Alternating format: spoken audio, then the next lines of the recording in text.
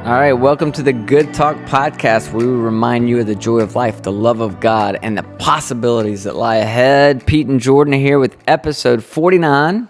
The secret weapon. Your secret weapon. Your secret weapon. Which sounds an awful lot like James Bond. I love James Bond. I was about to start singing their that theme song. Oh, go ahead. My dad loves James Bond. We haven't seen the new one. We've been waiting on it forever, and because we don't ever leave our house because we have a tiny human that controls everything that we do, we haven't seen it. But I want to. I've always loved those. Yeah, they're good. I like Pierce Brosnan was my favorite. Is it Brosnan? Pierce know. Brosnan. Did I say it wrong? I think you said Bronson. Bronson? Maybe it is I don't know. I don't know. I like that. We dude, make Pierce. constant fools of ourselves on this podcast. And he like 87, but looks like he's 50. Probably. He's like the George Clooney. It's just like ageless. But anyways, this is not about James Bond. What this should be about, though, the whole entire podcast should be about my Georgia Bulldogs, who just won the national championship in college football. Wow, they did. For the first time since 1981. So I'm not like bragging because we have not, it's been 41 years since we've done this, and we constantly break hearts every season. I love my team, but there's always something every season that I'm just like, oh, broken. So it was fun to watch living my best Georgia football life. It was fun, and I wore a Georgia sweatshirt. I'm not a fan, but I support you. You're not a fan. I'm a fan of the SEC. Yeah, well, but I couldn't lose in that case. But Alabama wins so much. It's like, y'all, come on. I have a lot of friends who are Alabama fans, but guys, sharing seriously. is caring. Sharing is caring. Share some of the wealth that you have gained over so many years of you your guys have the program. better team. And I think most people thought that going in, is Saban going to outcoach. The best thing is we lost to them in the SEC championship. Because of our record, we went to the national championship anyways, played them again. And I just love that story of like, we just lost to them and like we're coming back stronger, you know? But you remember what I told you when you guys lost to them in the SEC championship? I was like, that's actually the best thing that could happen. Because I don't think you would have beat them twice. You can't beat Bama twice. I'm all cocky right now, but I know for sure we couldn't beat them twice. Well, congrats, thank Jordan. you. That's big. I'm Thanks. proud of you, proud of your team. I'm excited. Do you want to talk about real quick before I like dive into my college years? Stop me now. What we're doing with our podcast coming up soon? Yeah, we're going to try something new. We're going to experiment. It's like, we started this over a year ago now, a little over a year ago. November of 2020. Yeah, so a little over a year ago. And to be honest, like we hoped and prayed that, it would be helpful to some of you, and it has, and we've enjoyed the heck out of it. It's been a real struggle the past 4 months trying to find time in between both of our jobs and raising this tiny human we keep referring to. But for the most part, we've found a new rhythm with that. But we were doing our goal setting last week, and we started talking about the podcast and like, what are our goals? What are our dreams for the podcast? And to be honest, we don't really have any numerical, like we're grateful that it's growing, because what that means to us is that you guys it's helpful to you, and you're therefore sharing it with your friends and family, because that's the only way a podcast like ours grows. We don't run ads. We don't do anything like that. So if it grows, it's because one of you heard it, liked it, and shared it with somebody. Mm-hmm. And so we're super grateful for that. But we don't personally have any numerical goals. We're not trying to grow it to this size, but we do want it to be effective. And one of the things, as we were talking about our goals and our dreams for the podcast, that we feel like is missing is really getting to know you guys. Like those of you who are listening to this, those of you who we would consider part of the Good Talk community. Mm-hmm. And I don't know, I'm just at a place, I'm tired of being a talking head. I'm grateful that, however, I guess God's gifted me in a way that I get to, in many ways, talk for a living and have for a long time. And again, if that's helpful and it's in service to people, awesome. But personally, I'm kind of bored with it, right? And it's one of the reasons. Not bored with it. We just want to add some spice and variety. I don't know. I don't always want to be the talking head. Mm-hmm. And, I went through getting trained as a life coach. One of the biggest takeaways I had in life coach training that I love was this idea, because up to that point in my life, as a speaker, as a thought leader, it was all about coming up with great thoughts and sharing that with other people and hoping that somehow that thought might be transformative formative for them, Right. right? Life coaching is the exact opposite. It's not about coming up with great thoughts. It's about coming up with great questions. It's about believing that inside of every person, they already have the answer. And helping them uncover it. Yes, for themselves instead of telling them what they should think or believe. And I love that. And it has really fired me up. And I was like, man, I wonder if there's a way inside of this podcast where we'll do a lot of our normal episodes like this one, but we sprinkle into that podcast where we invite a listener, we invite one of you and just basically say to you, hey, what's on your mind? And let's talk about your life and let us ask you some questions that maybe lead to a great insight for you. And it might be an insight into your marriage or into being single or an insight into leadership or work. It might be a financial problem that you have. Like, you know, we would just love the opportunity, A, to get to know you better, and B, hopefully have a conversation that leads to an insight for you that then C, creates insight for everybody. Yeah. I have, what I love about this is, you know, whether it's social media or emails we get from you guys saying like, hey, would love if you talked about this. And every time I take it to Pete and I'm like, hey, we so-and-so would love to talk about this. And then, you know, whether maybe we can't do a whole episode on it, or maybe it's just that we already had something sketched out.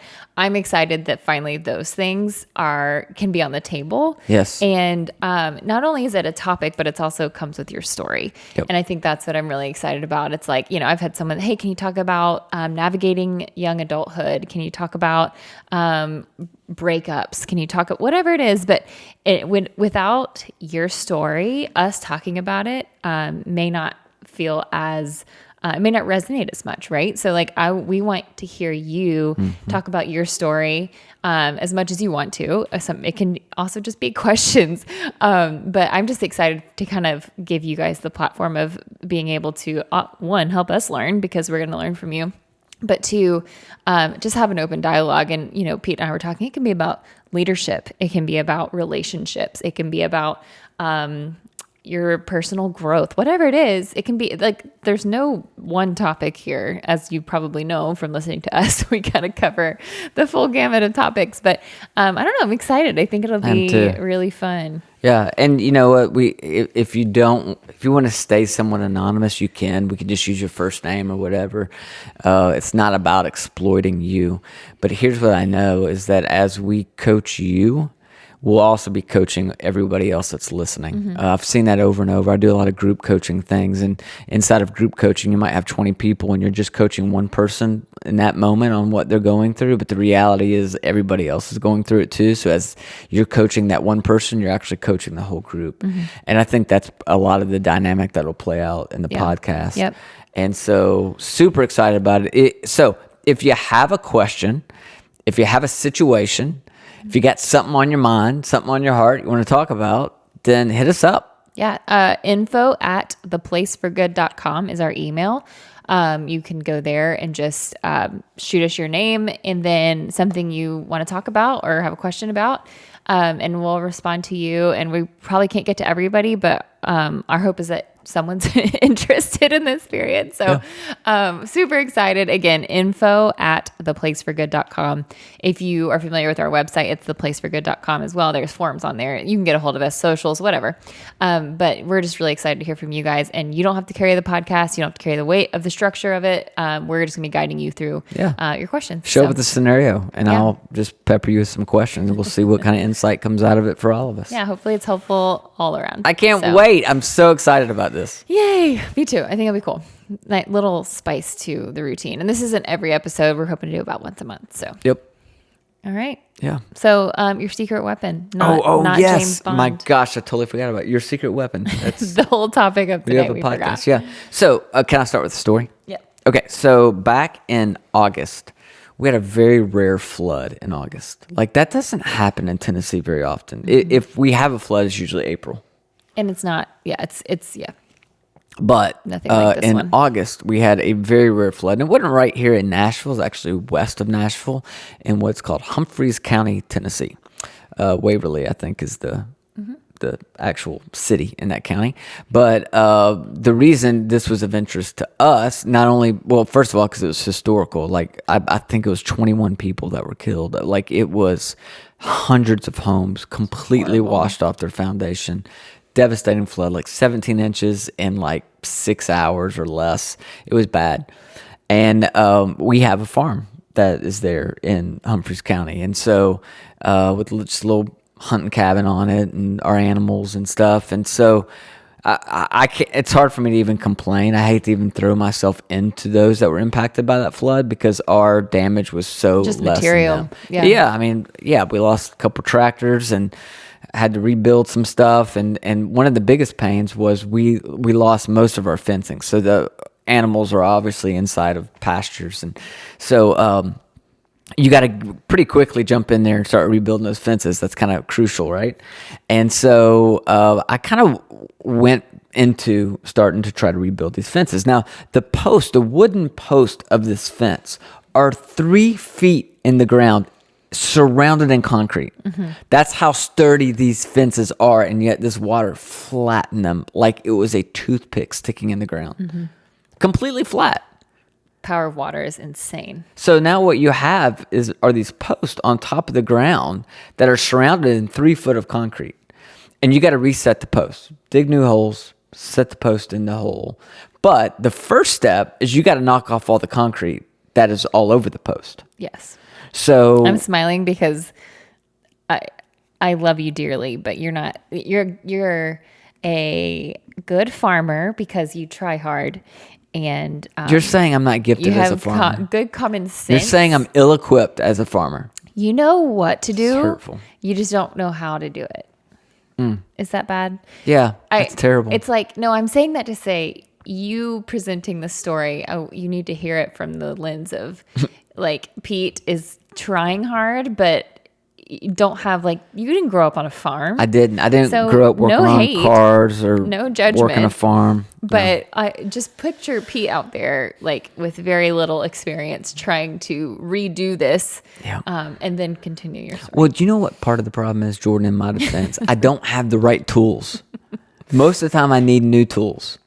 And if I had the right tools, it'd be a lot easier. They all floated away. You only needed one tool for this project, and it was a sledgehammer, and I do have that. Right. And so you got to take a sledgehammer to knock the concrete off the post. So here I am, post number 1, hit it as hard as I can, boom, sledgehammer just bounces off the concrete, bounces off the post. Swing again, boom, nothing. Again, boom, nothing. Again, boom, nothing. I hit this thing, I'm not kidding you, probably 20 times, as hard as I could with a sledgehammer. And the concrete around this wooden post is mocking me. It's like if it could smile, it would just smile. It'd be like, you got anything else? Like, that's it? And Got a real farmer here. I literally put the sledgehammer down and I'm just staring at it. I'm like, I don't know what to do. Like this is usually when I try to go Google something, right? But I'm on the farm and I have terrible cell phone reception, so I can't even get a signal to Google. Out there. I'm like, I don't know what else to do. I'm so frustrated. And I'll just sit there for 5 minutes, kind of catching my breath. And then finally I'm like, all right, I don't have another choice. I'm going to just keep hitting this thing.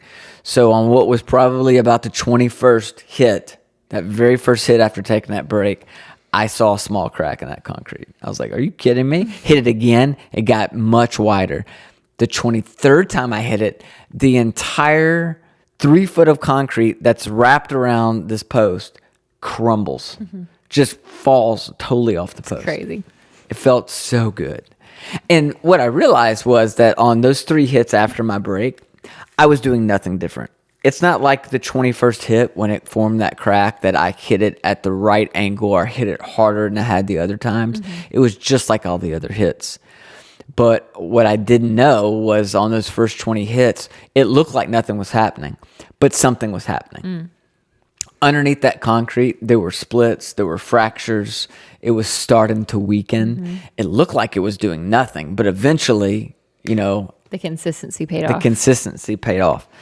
And I read a quote this week that made me think about that moment back in August when I was doing that. And the quote was this. It said, your secret weapon is the patient execution of what everyone else knows they should be doing. Let me read that one more time. Your secret weapon is the patient execution of what everyone else knows they should be doing. In other words, like the key is just patient habits. Like it's doing the right thing, but doing it Consistency. over and over and over.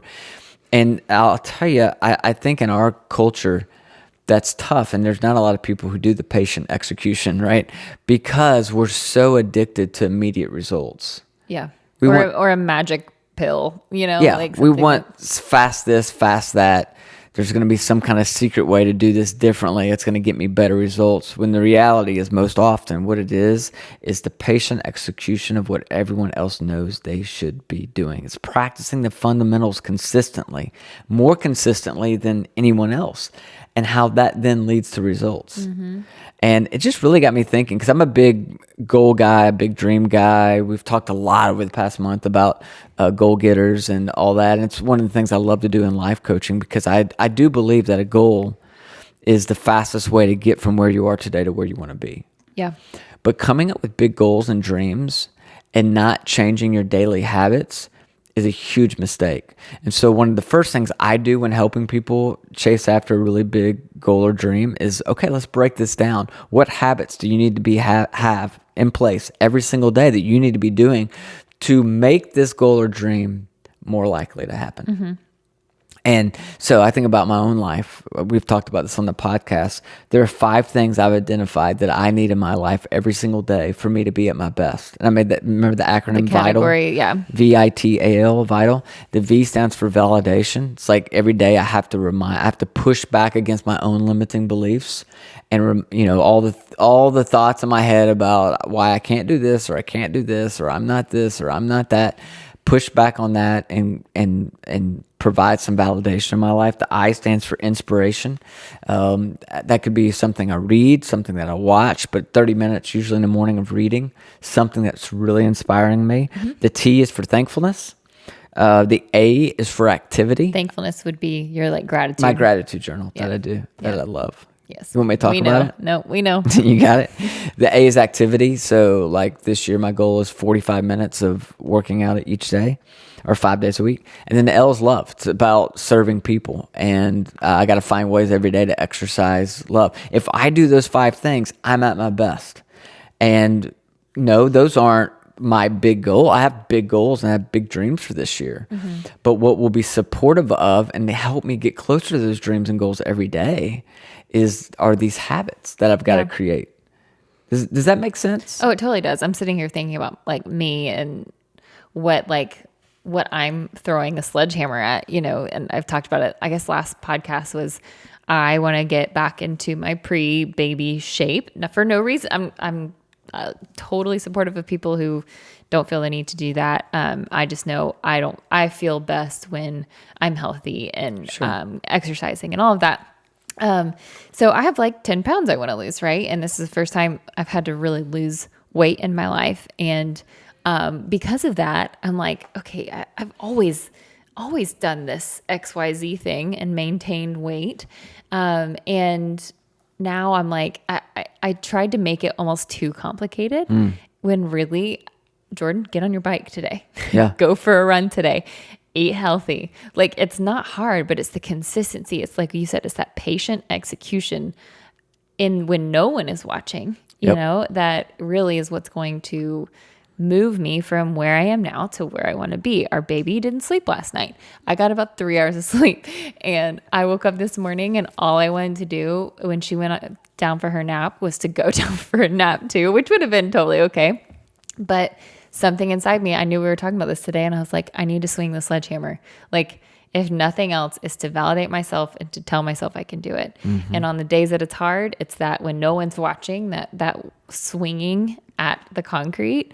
I have that visualization now, and if for some reason that visual really helps, even though it seems elementary that one thing kind of helps me, but it really does. It's like if I can see it as there's a crack forming underneath and eventually that concrete's going to crumble, everything's worth it. Yeah. But if you don't have that understanding that every swing that you take is making a move forward, then it can feel like you're putting effort into the abyss. And then why? And that's why people stop. And that's why people quit. So it's just, I like that visual of just the consistency moving you forward. And it's, again, that the habits. And the reason I think we don't talk about habits a lot, even though I think that's often the secret to getting to your goal and your dream, the habits are the very non-sexy part of chasing dreams and goals. Oh, yeah. The dream and the goal, the end goal, the ideal, right? The vision you have of where you want to be. That's sexy. That's fun. Yeah. But, it's like some of you are like, I want to have like a huge mental breakthrough this year. And, maybe you've identified in what area of your life. Well, great. Well, you know how that's probably going to happen? Read every day. Yeah. Read every, It makes me think about like big things that we've had happen with like our business or something. And someone's like, hey, what was the big success? What was the break? And we would say, oh, it was lunch with this person. But really, it was all these steps leading up to getting a lunch with that person, right? Like you don't just get that lunch. You don't just get that connection. You have to put yourself in positions. You have to learn the industry. You have to do all these things. That's not fun. And I'm watching you right now be a student of your craft, and it's things nobody sees, where you're spending hours taking classes and being coached yourself. But there's so much that happens before that big break that you always hear. You think, well, I just didn't have that meeting. I didn't have that connection. I didn't have that exercise bike. I didn't have this. It's the things that lead up to that gets you there. And that's the hardest thing, is we think it's just this big sexy moment that we're waiting on, when really it's the consistency of the small steps forward. Yeah. So I just kind of challenge everybody listening, like, what is the thing in your life right now that you're doing? You know it's the right thing to do. Maybe it's the discipline of reading. Maybe it's the discipline of exercising every day. Maybe it's the discipline of spending less than what you're actually making. And right now you're tempted to kind of give up because you're not seeing the result that you want. And my question is, are you like on hit 18, 19 with the sledgehammer, and the big breakthrough's about to come? But I really think in life, again, I love this quote, the secret weapon is the patient execution of what everyone else knows they should be doing. So what is it that you just need to keep doing? And the fruit, the breakthrough, the result, it's just a matter of time, right? But you just need to be encouraged today to keep going. Yeah, that's so good. I needed that. Yeah. I think, you know what? I think marriage is a great example of this. Like there's certain things inside of a marriage that are helpful. The patient execution of communication, the patient execution of dating, right? The patient execution of speaking each other's love language. You do these things day in and day out, and you may not see like any like massive breakthrough, like, just this flood of love and passion instantly. But you just keep doing that right thing every day, because it's leading to fruit. It's leading to an outcome. It's leading to a breakthrough. And not doing that, like not even a marriage or a relationship, like not taking those steps forward is just stagnation. That sounds so obvious, but like I was thinking about a marriage. Like if you don't do any of those things, you're regressing. Yep. And so when you think of it that way, when it's not just stagnation most of the time, it's regression. And that to me is motivating to think, okay, even if it doesn't feel like I'm progressing, I'm sure it's not regressing. Like I'm moving forward towards something. So no, that's good. I needed that, and I'm going to go get on my bike. I'm going to go grab a sledgehammer. Yes, right. Please don't do anything handy. So again, I'm going to hit this. Thank you for that. That was really awesome. I needed that in my life. If you guys are interested, as we've talked about at the beginning, being on the podcast, don't forget to send us an email, info@theplaceforgood.com. Woohoo, do it. I'm excited. We're excited. If it's easier to go onto our website, you can do that too. But yeah, just shoot us your name, and then, whatever situation or conversation you want to have, we are super excited to have you. So do that. We really are excited about it, and you will be your best friends forever. So that's all of our news. That's it. The patient execution of what everyone else knows they should be doing. Keep doing it. Keep doing it. It's good. Wake up tomorrow, swing the sledgehammer again. It's really good. All right. God bless you guys. We love you, and we'll talk to you again real soon.